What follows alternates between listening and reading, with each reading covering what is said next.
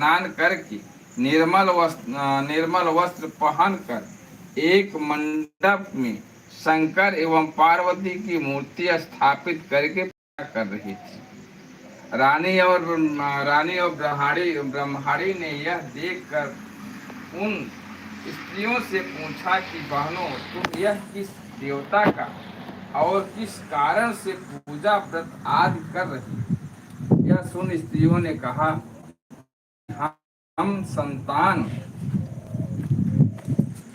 सप्तमी का व्रत कर रही सप्तमी का व्रत कर रही है और हमने शिव पार्वती का पूजन चंदन अक्षत आदि से आज 5 बजे से आओ षोडशोपचार विधि से किया है। यह सब इस पुनीत व्रत का विधान है। यह सुनकर रानी और ब्रह्माणी ने भी इस व्रत के करने का मन ही मन में संकल्प किया और घर वापिस लौट आई। ब्रह्माणी भद्रमुखी तो इस व्रत को नियम पूर्वक करती रही, किंतु रानी चंद्रमुखी राजमद के कारण कभी इस व्रत को करती, कभी न करती, कभी भूल को हो जाती। कुछ समय बाद दोनों मर गई। दूसरे जन्म में रानी बंदरिया और ब्रह्माणी ने मुर्गी की योनि पाई, परंतु ब्रह्माणी मुर्गी की योनि में भी कुछ नहीं भूली और भगवान शंकर तथा पार्वती जी का ध्यान करती रही। उधर रानी बंदरिया की योनि में भी सब कुछ भूल गई। थोड़े समय के बाद दोनों ने यह देह त्याग दिया। अब इनका तीसरा जन्म मनुष्य योनि में हुआ। उस ब्रह्माणी ने एक ब्राह्मणी के यहाँ कन्या के रूप में जन्म लिया।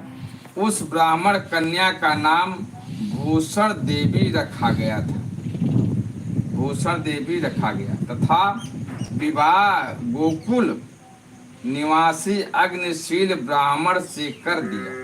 भूषण देवी इतनी सुंदर थी कि वह आभूषण रहित होते हुए भी अत्यंत सुंदर लगती थी।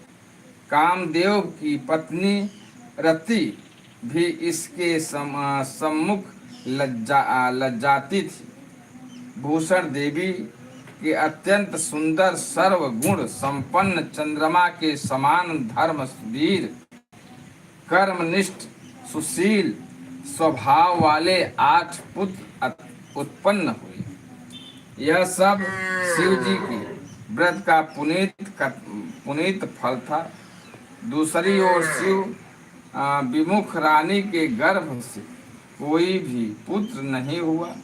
यह निसंतान दुखी रहने लगी। रानी और ब्रह्माणी में जो प्रीत पहले जन्म में थी वह अब भी बनी रही। रानी जब वृद्ध अवस्था को प्राप्त होने लगी तब उसके गूंगा बहरा तथा वृद्धहीन अल्प आयु वाला पुत्र हुआ। वह 9 वर्ष की आयु में इस क्षण भंगुर संसार को छोड़कर चला गया। अब तो रानी पुत्र शोक में अत्यंत दुखी हो व्याकुल रहने लगी। देवयोग से भूषण देवी